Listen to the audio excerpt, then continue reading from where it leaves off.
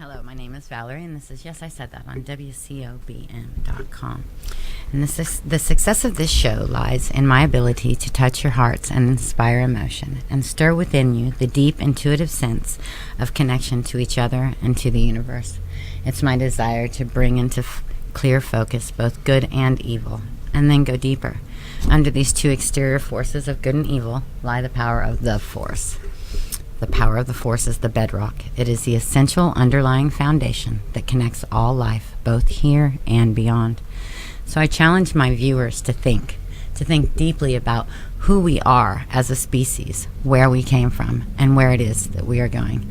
This is my guest and friend, Andrea Fisher, and she has a show website, theintuitiveobserver.com, and thank you for being here on the show and being part of this. I'm happy to be here. I'm happy about what you're doing. I'm so grateful that you're speaking out about what you've overcome and where you stand in life. I think the more that we unite with each other to show what it looks like when you become awake and aware, what does that mean? Your whole life changes.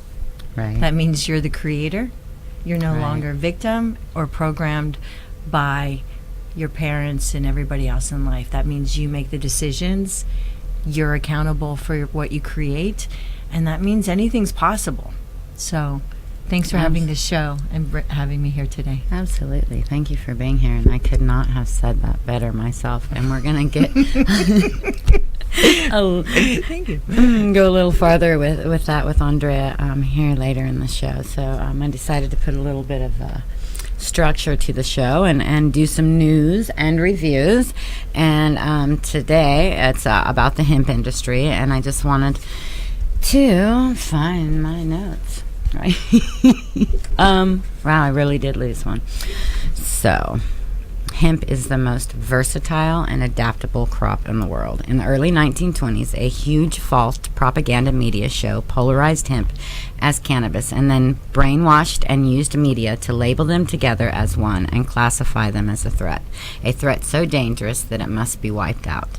The only one or thing it proposed any danger to are the industries that it could completely wipe out. It was not a danger to we the people.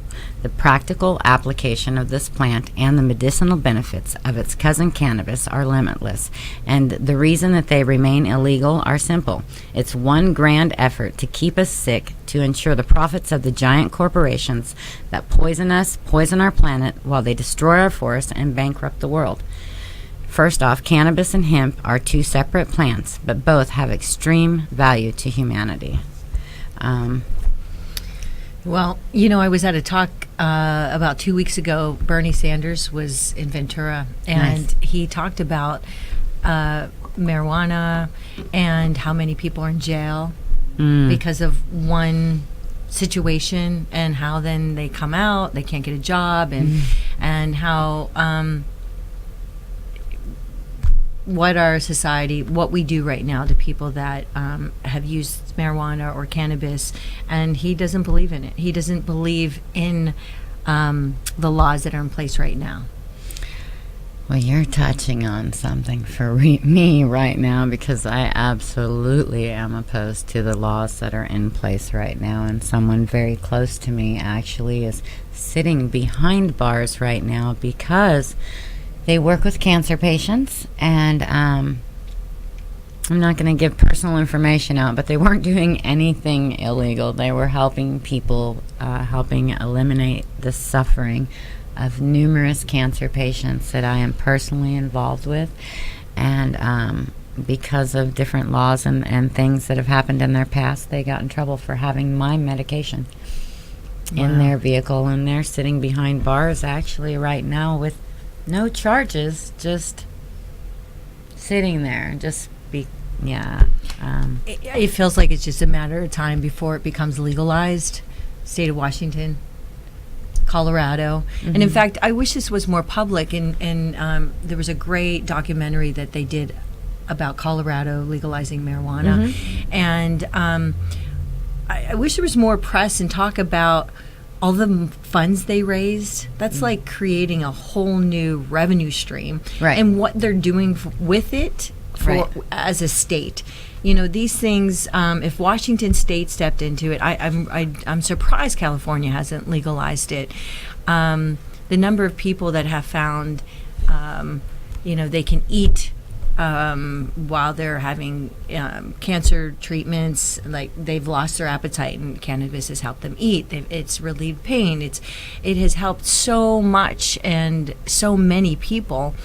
I believe it's just a matter of time. Well, yeah, it is. It wasn't illegal. It was only illegal in our just right before our lifetime. In the prohibition, I can't even think of the dates, but the government actually has a patent on marijuana, and they made it illegal when they made alcohol legal, and they did the same thing with the hemp and stuff, all for money, in my opinion. I mean, my grandmother had cough syrup in her cabinet that had marijuana in it. Generations before. It's only been since the Ronald Reagan era that it's really been bad. The war. Whole Nancy Reagan saying. Are you trying to stop your phone? Yes, I am. I can't believe I forgot to turn that off. That's okay. Yeah, that was her big thing. Say no to drugs.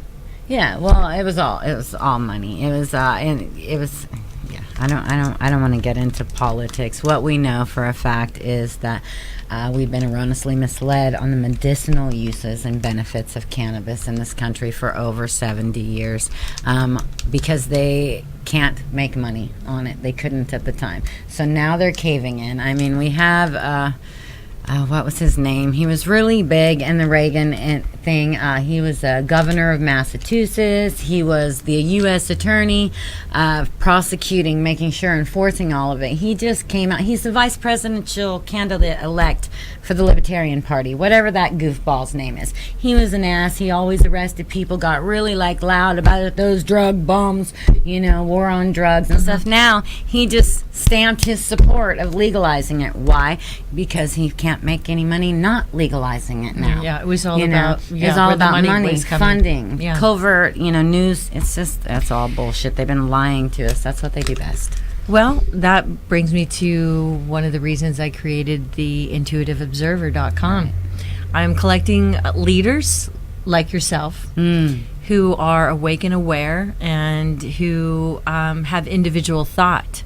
So when you no longer are buying into your conditioning to how you were programmed, who taught you how to think in life, and now you think for yourself, well, welcome to our world. Right. We're happy you're awake and aware. In a sense, we perhaps are dangerous to the status quo that once was and no longer is, because we're awake and we're aware. And that means we want something other than that's there. Right. We want something that comes from within, and there's a sense of peace that I can't get in the outside world that I can only get inwardly, and that's because I've become my own creator, my own. I can decided to stop being a victim and to write the script of your own life. Exactly. Right. And so the more and more that we all wake up and see what's happening that we don't agree with, the more we can work together to create change. We're going to talk more about that as soon as we have this word from our sponsors. Thank you, Andrea, for being here. Valerie, thank you. We'll be right back.